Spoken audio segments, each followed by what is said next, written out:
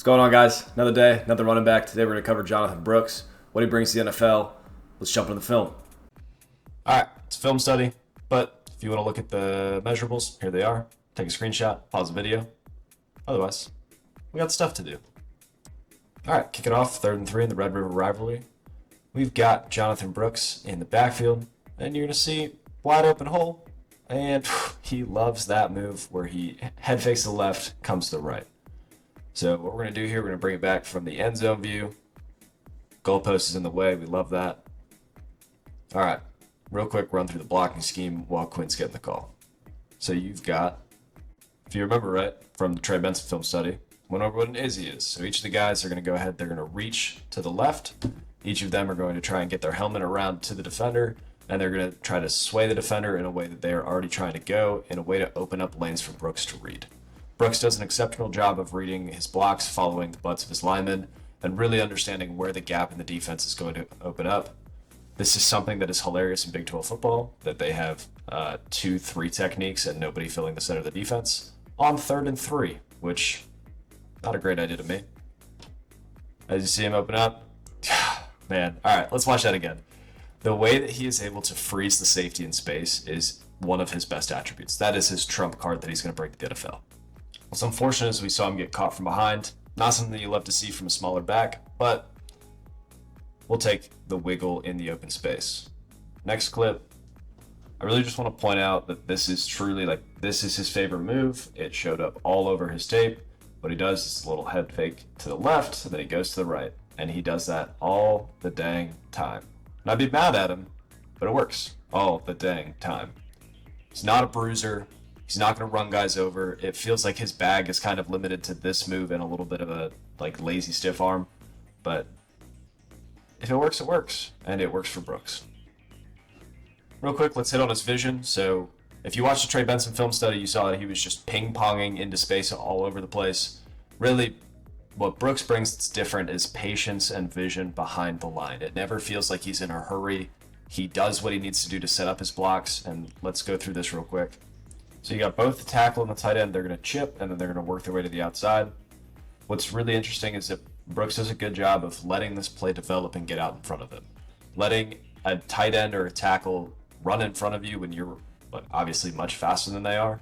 It's good to see from him, and if you just watch the way he's able to set that up, it's textbook. So shedding the defender, making sure he gets to the end zone, that's what you want to see. Now you're going to see him use his go-to move, a little plant, go to the right. He's got a little nose for the end zone, all right? I'm not going to say this is his strength because in a different game I watched him get shoved 3 times, but let's show the good stuff. He is able to fight through contact when the opportunity arises. I just wouldn't say that it's necessarily a strength of his.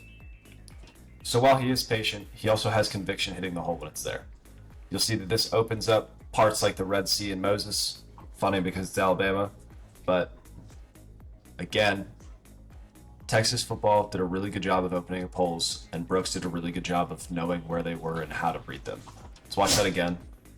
So we got ourselves a little draw play. You're going to see the center kick 92 to the right. You're going to see the left guard go ahead and literally throw this blitzer behind him. Hilarious if you want to watch it. I put an arrow there for you. And Brooks does not hesitate at all. He sees the green. He chases the open field. He's able to get upfield and get some pretty serious yardage.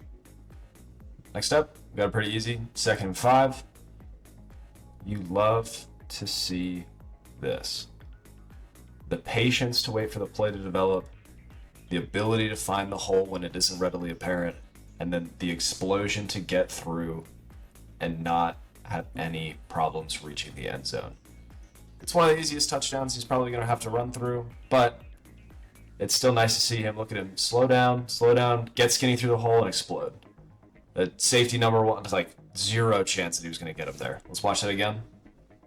All right, so we're going to get a double team on the right between the guard and the tackle. We're going to get a double team on the left. Look at that little love, double tap. Look, on the left, guard and center. Then you're going to see the tight end pull, and he's supposed to do a little wrap. It's great because the hole is so amazingly open down the center, and Brooks does not wait a moment once the hole is open. So watch him slow at the carry, press to the line, find it, and burst. The ability to be patient, but also not slow, is a fine balance to walk, and Brooks walks it well. All right, 3rd and 7. This is probably where Brooks is going to make a little bit of his money. He is a plus pass catcher out of the backfield. They did line him up a little bit on the outside, but he is very natural making catches with his hands. He's very natural making catches in space. And the transition from receiver to rusher is like readily apparent in his game. So, easy one-handed catch there, which you're going to see here. Just another like okay catch, and then immediate transition, the classic head fake and juke, and then getting upfield and getting easy yards. Brooks, he's not Christian McCaffrey out there, but nobody is. What he does bring to the table is a smooth transition and the ability to make the first defender miss, which is something that he brings both as a rusher and as a receiver. So, valuable role. He's able to work it well. My dogs agree with me, so it's a good sign. Cooper wanted to be on the show. I don't blame him. Pretty exciting. The issue with Brooks and profiling him as a fantasy relevant back is kind of the mismatch between what he brings as a receiver and his inability to pass block. He's constantly lunging at the point of attack rather than actually like setting his feet and making a good solid block. Here we're going to see where it goes really well, and he's able to redirect the defender up the field. Amazing. Lovely. Not great technique, but it got the job done. And sometimes it looks like this.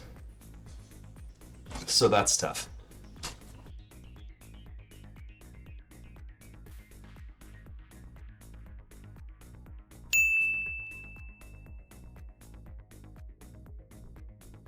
All right, so that'll do it for Jonathon Brooks. Thanks for following along on this 2024 prospect film study. So, just to recap, he is smooth at all phases of the run. He's never in a hurry. He's able to set up his blockers well. He is a rusher, but he's never rushing, which we love to see. He has a trump card of a juke. It seems like he's almost glitching in and out of existence in an instant. We love to see that. Just doesn't bring that much as a bruiser. So he's not going to drive the pile. He's not going to be the guy that's making guys afraid to tackle him in the second half, but that's okay. There's a role for him at the next level. He has plus hands, which profiles well with his agility in space. However, minus blocking, which will make it hard for him to be on the field to show off the hands during pass catching downs, like 3rd and 4th and long. He is currently my RB2 in the class. I project him to be a top 100 pick. And if you follow along this long, be sure to like, subscribe, comment, tweet at me. If you have any requests, concerns, or you just want to talk ball, my DMs are open. Thanks. Have a good one.